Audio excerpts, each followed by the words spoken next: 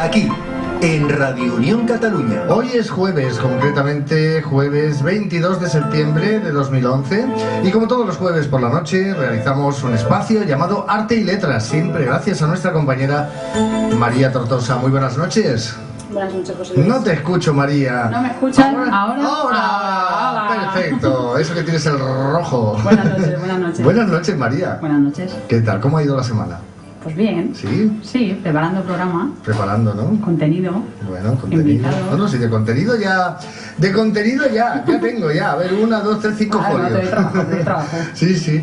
Bueno, pues aquí tenemos este espacio literario, artístico, ¿verdad? ¿Quieres recordar un poquito los fundamentos del espacio? Porque hay personas que se van incorporando semana a semana, igual Sí. y la pasada semana, pues por cierto, hubieron personas que te felicitaron. Sí, es verdad, tengo que dar las Pero bueno, gracias. ya hablaremos de esto. Primero, ¿de qué va el espacio? Primero. Vale, a ver.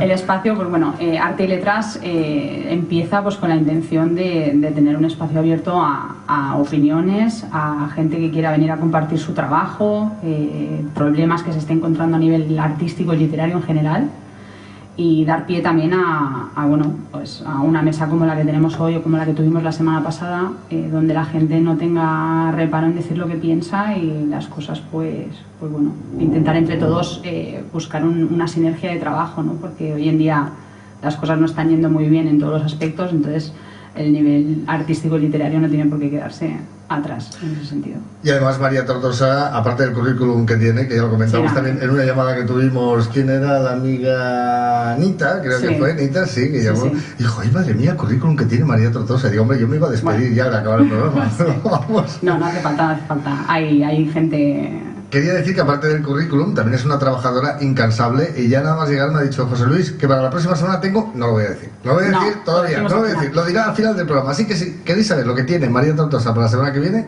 pues nada, Hay que tenéis que esperar al final del programa. Sí, señor. Porque hasta entonces tenemos cosas muy interesantes y concretamente invitados muy interesantes. ¿Te parece que comencemos a presentar a nuestros invitados de esta noche? El tema María, El mundo literario. El mundo editorial, ¿no? O editorial. Editorial, ¿eh? El mundo editorial, muy bien. Pues comenzamos con Editorial Al Revés, que nos visita esta noche. Editorial Al Revés nace a principios de 2009 y el primer servicio de novedad se hace en noviembre de ese mismo año con 4 títulos. El equipo humano lo forma gente apasionada con su trabajo y con experiencia en distintos ámbitos del sector: editorial, comercial, producción, distribución y un largo etcétera. El eslogan de Al Revés es: lee, piensa y vive. Es así, ¿no? Pretende conjuntar los 3 ejes esenciales de la literatura: la diversión, la emoción y el pensamiento. ¿Quién ha dicho que pensar es incompatible con divertirse? La apuesta de Al Revés es sobre todo por autores de nuestro país, sea su lengua el castellano o el catalán. Trabajan la narrativa, la no ficción, la novela negra, el crecimiento personal y lo que llaman libros especiales, que son contenidos tratados uno a uno y que deciden su publicación por sus características específicas. Buscan contenidos innovadores y autores con estilo propio. Creen en la necesaria e inseparable simbiosis autor-editor y ambos además deben asumir el proyecto juntos. El portavoz y editor de Editorial Al Revés es quien nos acompaña esta noche. Se llama Josep Forment. Muy buenas noches, Josep. Buenas noches. Buenas noches, bienvenido a Radio Unión Cataluña, a este espacio Hijos de la Luna.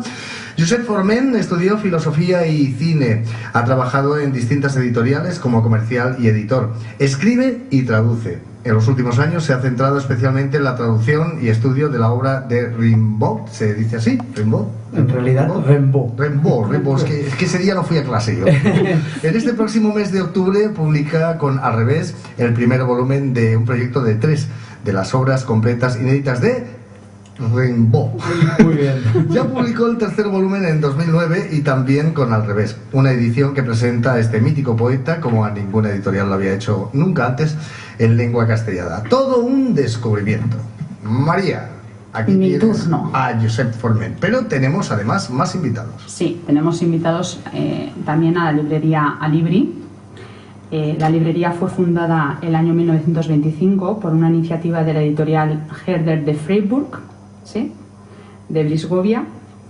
Esta editorial ha sido creada el año 1801, cuando su producción editorial empezó a contar con un fondo de cierta importancia en lengua castellana, se contempló la posibilidad de montar una librería en un país de habla hispana. En un principio se dudaba entre Madrid o Barcelona para montar esta librería, pero finalmente se optó por la segunda opción, Barcelona, donde todavía continúa. Se ubicó en el local de la calle Balmes 26, donde todavía se encuentra hoy en día. Superada esta etapa, empezaron de nuevo los problemas. En el año 1941, la Universidad de Barcelona da a la librería el título de Librería Universitaria como reconocimiento a la calidad de su fondo editorial y el servicio que ofrece al mundo de la docencia y la cultura. En el año 1987 es cuando se incorpora el local del lado izquierdo de la librería, donde se instala un departamento de idiomas. Dicho departamento pasó a ser uno de los más emblemáticos de la librería y aún lo continúa siendo. A finales de los años 80 se incorporaron a la gestión diaria nuevos sistemas informáticos como un programa de gestión propio y la página web. En los años 90, cuando el sistema informático resultó fundamental para el buen funcionamiento de la empresa, se fundó Alibri Informática, empresa encargada del desarrollo y el mantenimiento de las herramientas y de los recursos informáticos y de las comunicaciones. Creando un departamento de catalogación, está incluido dentro del departamento ¿no? Dicho departamento es el encargado de catalogar las compras de universidades catalanas y otras instituciones, servicio que se creó ante la demanda de dichas instituciones y va dirigido a sus bibliotecas. En estos momentos, además de la catalogación, también se ofrecen otros servicios relacionados con el proceso físico del documento. 1999 fue un año importante no solo por la creación del Departamento de Catalogación y de Alibri Informática, sino que fue el año también en que la librería cambió su nombre desde el 1 de marzo de este año, que pasó a llamarse Alibri Librería en vez de Herder. Como representante de la librería nos acompaña esta noche Alejandro López, que él prefiere que lo llamemos Alex. Buenas noches, sí, Alex. Buenas noches. Buenas noches, bienvenido. Que es el director de la librería, nacido en Barcelona con 38 años de edad, sí. Jovencito. Es ingeniero. Comparado a la librería, sí. Sí, ¿no?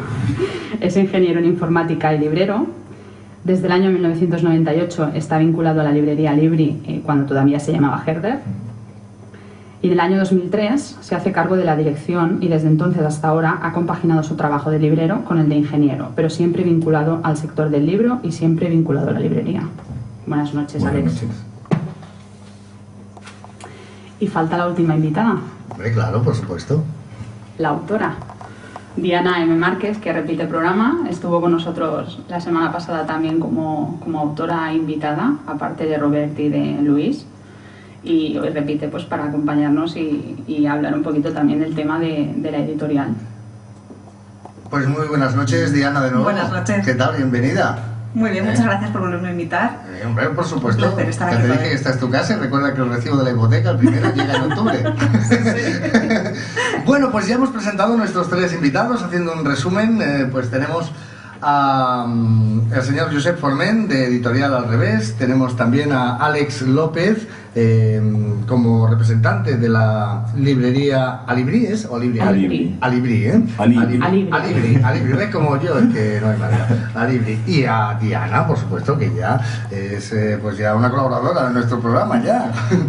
Y por supuesto tenemos a Luis, también Luis, ¿no? Se llamaba Luis, sí. De Hoy Online TV. Hoy Online TV, que es una cadena de televisión que va emitiendo estos programas, que por cierto, Luis, ya nos contarás luego cuando se emiten, porque así lo veremos.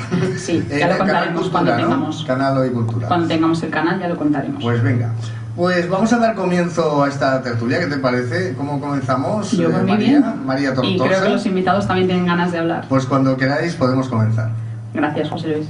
Bueno, pues hablando un poquito, para hacer un poco de referencia de lo que se hablaba en el programa anterior y que los invitados que no estuvieron presentes, y a lo mejor si no habéis podido escuchar el programa, para hacer un poco de hilo conductor de lo que se trataba en el jueves de la semana pasada.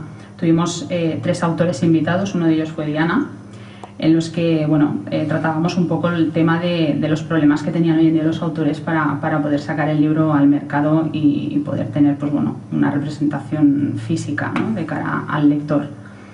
Entonces, para poder empezar un poco con el debate y con el tema a tratar hoy, estabais invitados vosotros como la parte profesional, y Diana, que me gustaría pues que empezara un poco el tema del debate, ¿no?, para enfocar un poco de cara al que nos escucha, el oyente, cuál es el proceso que sigue un libro desde su creación hasta que llega a una librería, en este caso a Libri, ¿no? Que sería el punto final, que es el que encuentra el lector para comprar ese libro, ¿no? Entonces, Diana, por ejemplo, con tu experiencia, tú eres autopublicada en ese caso, pero sí que eres una persona que en ese sentido te has movido mucho para poder llegar al final, ¿no?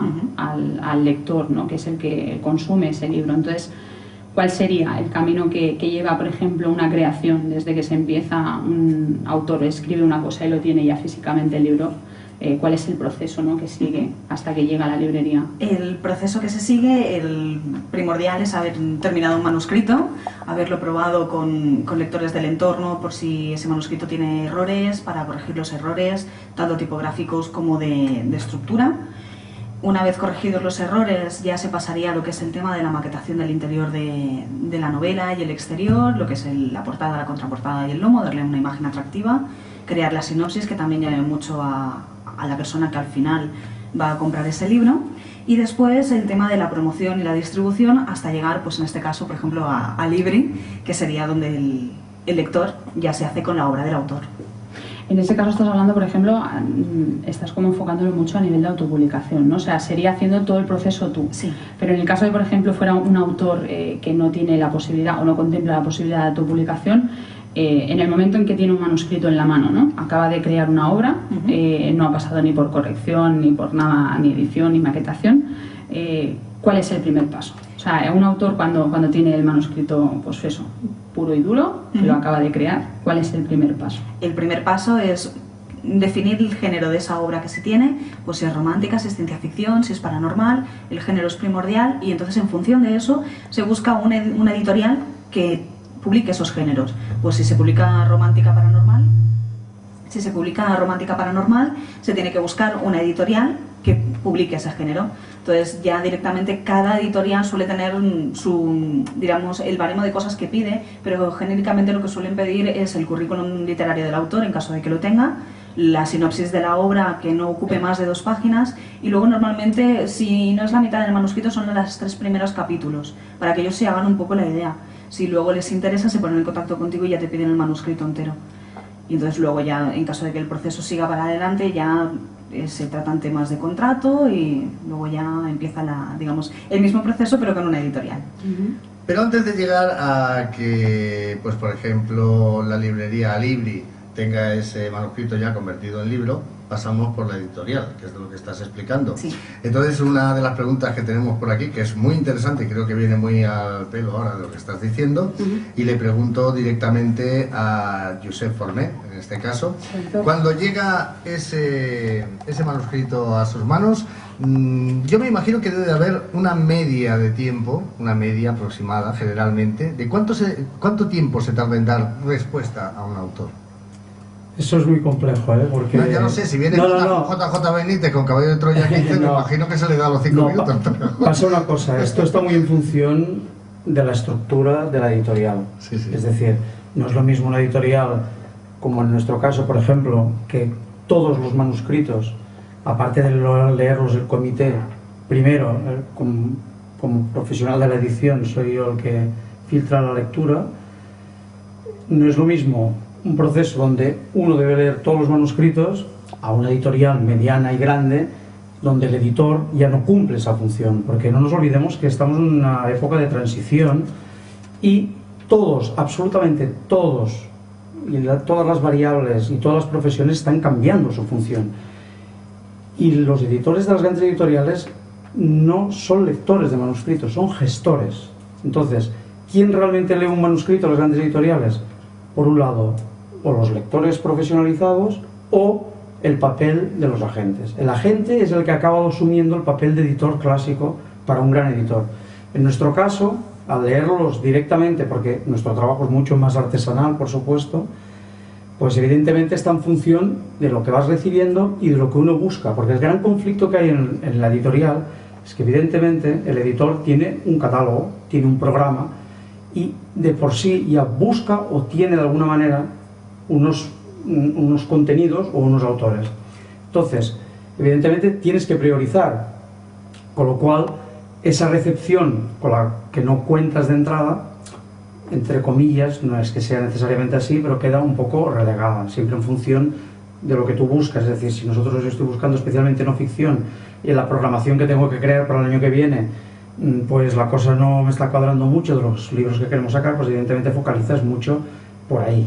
Es decir, la fortuna o la desgracia de un manuscrito cuando llega a un editor está en función de las necesidades del propio editor. Entonces, muchas veces ese tiempo, aparte de depender de todo lo que he dicho, depende de las necesidades del catálogo del propio editor. Entonces, que hay cosas que quedan aparcadas, cosas que, a ver, nosotros procuramos contestar y no siempre como nos gustaría, pero bueno, no podemos decir aquello, pero bueno, son meses, ¿eh? En principio son meses, a no ser que sean compromisos muy concretos y muy directos o de cosas que realmente tienen una prioridad absoluta. Vamos, que presentar ese manuscrito, decir aquello, bueno, a ver si en 15 días me contestan. No, no suele ser habitual. No, absolutamente. Ni mucho menos. Además, yo invito a los autores yo les invito, y hablaremos durante toda la noche, a los autores y a todos los implicados en este proceso. Hay que hacer un cambio de conciencia, pero es que es así.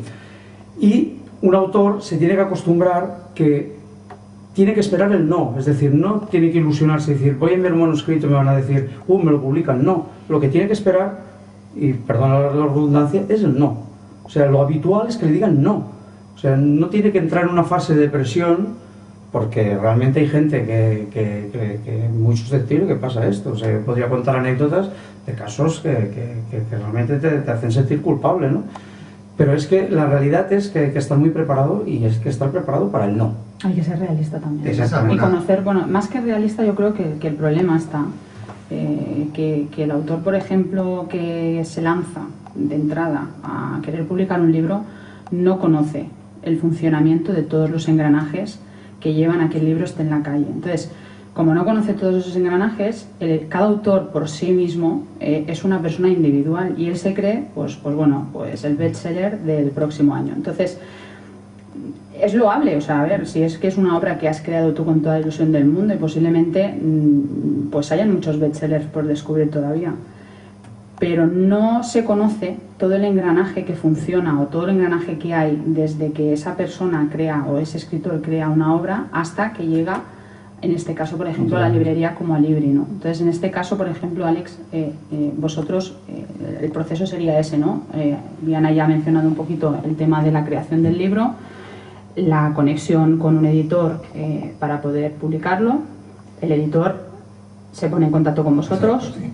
O hay una distribuidora por en medio. Suele haber un comercial, alguna vez, algún caso viene el autor directo, pero en general siempre suele ser un comercial que bien representa a una editorial o representa a un distribuidor, que en realidad un distribuidor es un conjunto de editoriales que, por ser pequeñas, a lo mejor 5 editoriales pueden tener un único distribuidor que haga todo el paseo por las librerías, que ya es bastante. Esa imagen de alguien con un maletín que parece que siempre esté de viaje, pero en realidad lleva libros y catálogos, ¿no? Y entonces llega a la librería, y claro, en este caso, en nuestro caso, como se implican tantos libros, no puedes tener todo, tienes que tener una especialización. Entonces, en nuestro caso, si el comercial entiende que el libro, ya sea paranormal o narrativa, o sea pedagogía, o sea técnica, o cualquier género, ya filtra y nos presenta lo que él considera que en nuestra librería no comercial.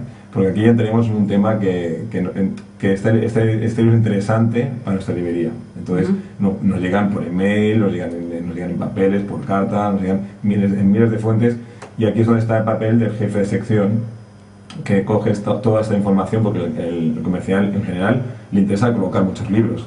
Tampoco le interesa colocar más de lo que sabe que vamos a vender, porque luego hay que devolverlo. Que eso sería el otro problema del sector, ¿no?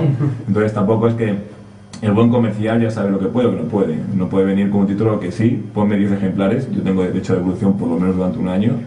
Mira, yo déjalo aquí, ni siquiera lo de la caja, y dentro de un año te devuelvo lleno de polvo, con cucarachas, que estamos ahí Santa, y hay una invasión siempre de cucarachas. Sí. Y bueno, ¿qué tienes? Tu caja, tu cucaracha, y no he vendido nada, ¿no? Entonces, también el comercial es el que hace un poco este filtro. Y luego en este caso, el que lleva el área, que es cada área es una persona diferente, porque el que sabe mucho de idiomas no tiene mucha idea de historia, y el que sabe mucho de historia a lo mejor no tiene tanta idea de lo que puede ser, no sé, infantil, ¿no? Entonces aquí es el encargado de decidir si va o no va, es el el jefe de sección, ¿no?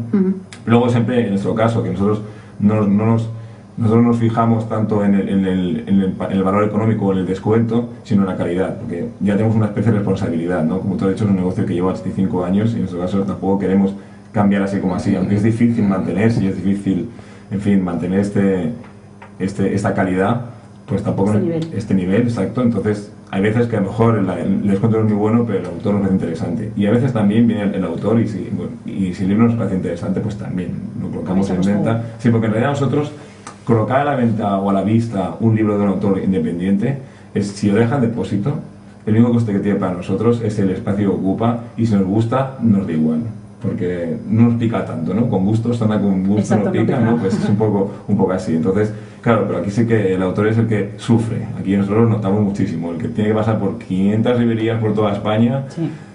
Si vamos por España, no creo que nadie se haga la locura de irse a Argentina, irse a Argentina o Colombia, lugares donde se puede colocar un libro en castellano, hacer esto él solo, ¿no? Pero es un poco así, y bueno, nosotros siempre apoyamos al que viene y nos, bueno, pon 5 ejemplares y vamos a ver, ¿no? Y si quieres tener aquí un espacio, que tenemos un espacio para presentarlo, ven, presentarlo, hacemos la promoción interna nuestra y a ver qué sale, ¿no? Estamos siempre apoyando este tipo de cosas. Muy bien. Porque yo, si me lo permitís, yo hago el papel del oyente, ¿no? Estoy escuchando esto, hay oyentes de todo tipo, hay oyentes que estarán más familiarizados con vuestro mundo y hay otros que están totalmente desconectados, que sí les interesa la lectura, pero hasta ahí, ¿no? No el libro, cuando les interesa esta. Entonces hago el papel del oyente y es, ¿esto cómo funciona? Ahora os hago la pregunta a los dos, podéis contestar los dos, me imagino. El entramado ¿no? Hemos dicho que está el autor, ¿de acuerdo? Presenta estos manuscritos, la obra, eso se supone que es aceptada, lleva un proceso de edición, ¿no? De corrección, de impresión, etcétera, y el producto ya está ahí en la calle. ¿Cómo funciona de cara a la librería, la relación editorial con la librería? Sí, esto que has dicho antes, no sé quién lo ha comentado los dos, que se devuelven y con la cucaracha, ¿no? Bueno, olvidemos la cucaracha, como ha desvelado, no hace falta mencionarla, pero ¿esto cómo funciona? Que de los libros que no se venden se devuelven, ya hay un contrato, digamos, allí estipulado que dice esto, ¿cómo va? Porque hay otros sectores, en el mundo de la venta, ¿no? Que no tienen nada que ver con el editorial, que te lo comes. La música también. Claro, pero es que en este caso, lo que no vendas, digo. Sí. Desde nuestro punto de vista, si no hubiera devolución no compraríamos tanto, o no tendríamos a vista tanto, o de hecho trabajaríamos por encargo prácticamente, ¿no?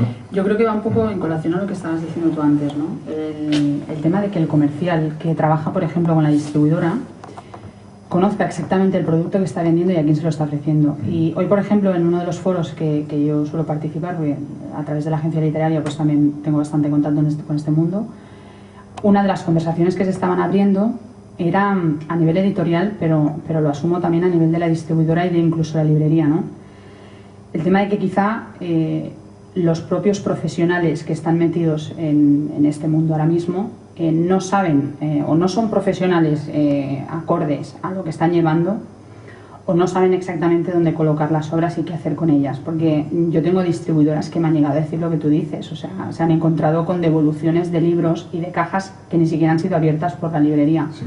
Entonces dices tú, a ver, si aquí realmente hay una gestión comercial, que hay un comercial entre el editor y vosotros que sois el punto final, ese comercial tiene que saber qué catálogo lleva y a quién se lo está ofreciendo. Si yo, por ejemplo, voy a Libri y sé que a Libri apuesta por una serie de temas y yo tengo catálogos de otras características, ya no hago el esfuerzo de vender a esa persona porque sé que va a haber ese problema, o sea, que ese libro luego a la larga pues va a estar devuelto en una caja sin abrir, ¿no? Entonces, lo que estaban un poco planteando era eso, ¿no? Que quizá nos queremos involucrar tanto en el tema literario sin tener a lo mejor los conocimientos suficientes como para eso, ¿no? Para no llegar a ese punto de devoluciones y de todos esos problemas, ¿no? Lo hablaban un poco más a nivel editor. Sí, pero es que esto es cuando hay una trampa detrás de esto. Sí. Y yo te voy a explicar cuál es la trampa. El sector editorial es un negocio de facturación, no de venta. Es decir, cuando estamos hablando de que hay que filtrar las novedades porque hay derecho a devolución, estaríamos hablando de una cosa coherente y lógica, ¿no? Profesionalización. Pero es que el tema es el siguiente: el editor crea unas novedades justamente para vencer las devoluciones. Entonces se crea una pelota donde se le hace imperativo crear más novedad para compensar esa devolución. Es decir, lo que no puede hacer un editor es esperar, no colocar la novedad, con lo cual no factura, ni esperar que le venga todo evolución y no factura en positivo. Es decir, el editor, cuando tiene el libro y se lo da al distribuidor, el distribuidor lo coloca a los puntos de venta, a los libros. Él tiene un pacto de unos timings, a 60, 90 días factura, es decir, o hacen depósito. Pero por ejemplo, a Libri, pues nuestro distribuidor, en este caso UDL, un libro nuestro, igual lo tienen a 90 días, y entonces, antes de esos 90 días, él tiene la opción de devolver el libro para no pagarlo. Si es en depósito. En nuestro caso le damos más vida. Bueno, es por poner un ejemplo. Entonces, nosotros como editores tenemos otro timing de facturación con el distribuidor, sean 120, 150, los que sean, es igual. Pero claro, si suponiendo que nuestros libros que vamos sacando hemos tirado 800, se han colocado porque la esperanza de colocación ya es del 50% en los casos más óptimos, es decir, si sacamos 800, contamos que pondremos 400 o 500 ejemplares en el mercado, y haciéndolo bien, si de esos 500 luego en esos 3 meses que estamos poniendo el caso, que el librero antes de facturar los devuelve y solo se han vendido 100, esos 400 el distribuidor lo hemos facturado nosotros, ¿vale? En un positivo, pero cuando nos lo devuelve eso resta.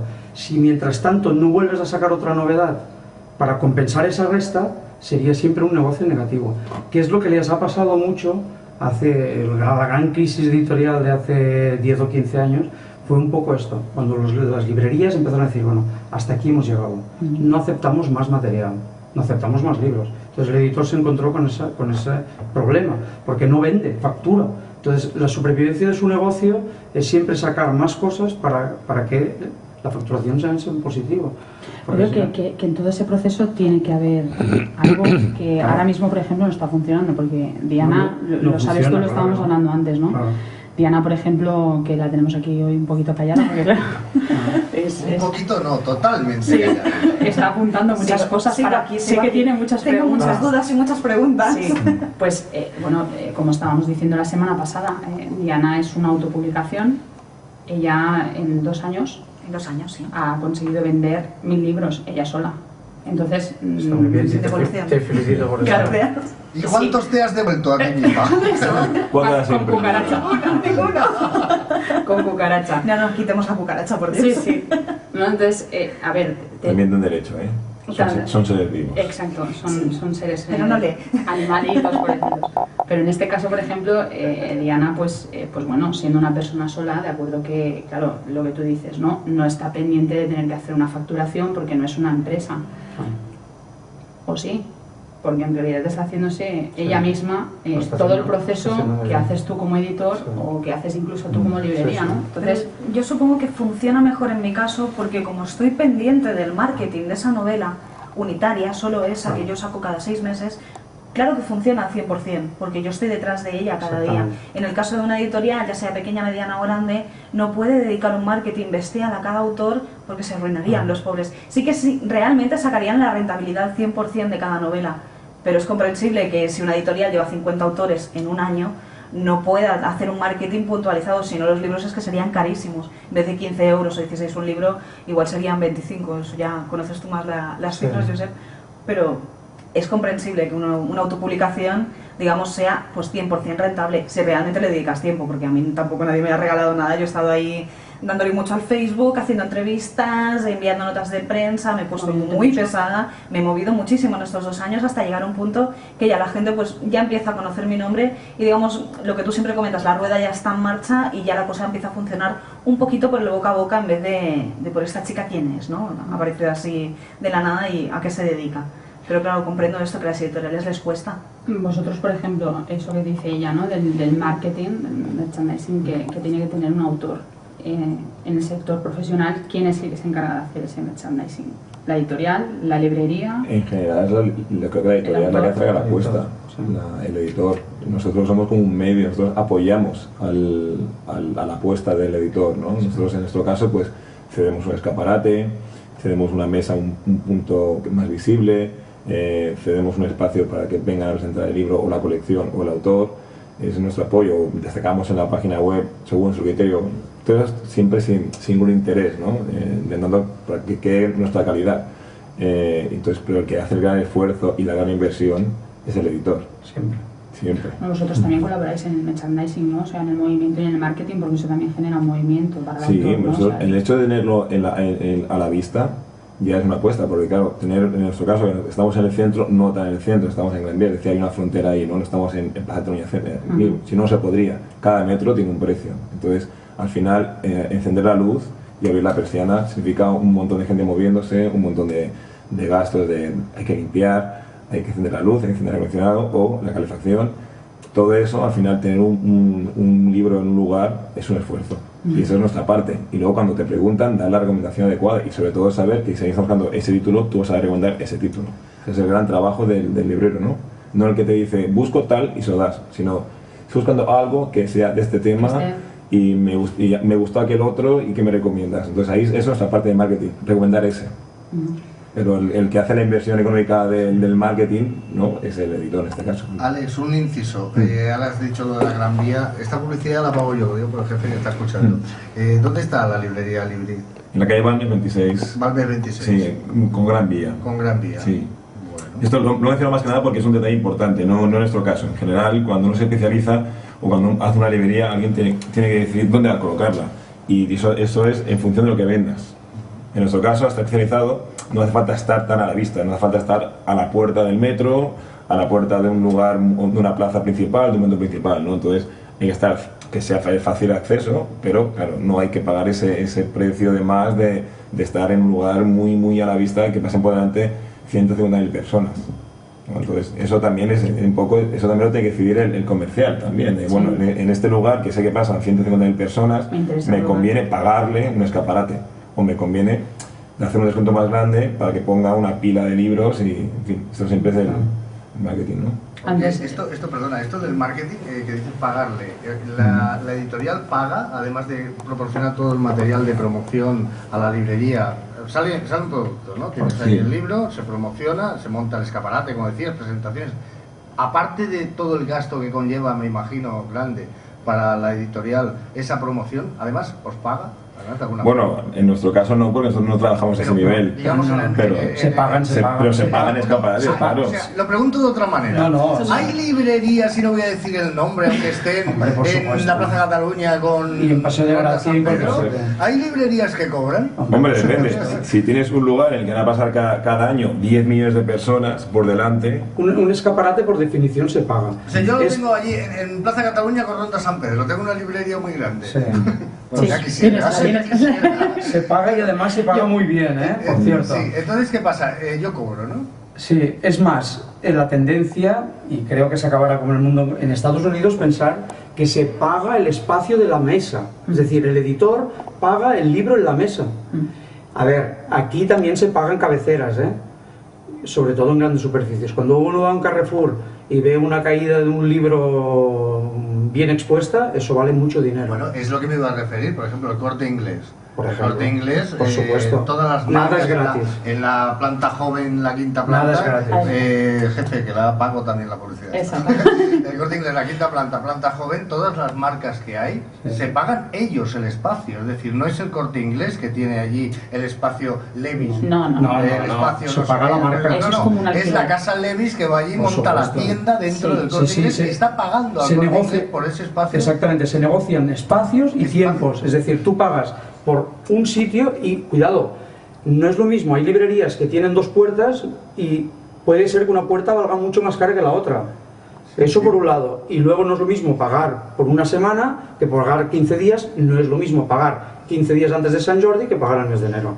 O sea, todo vale dinero. Todo son números. Bueno, pero es como la prensa, como la radio, es un espacio diferenciador, ¿no? Porque... Vamos a escuchar unos buenos consejos de nuestros patrocinadores, que así me pagan a mí. Y no, pero es broma. Y vamos a pensar en esto y ahora continuamos.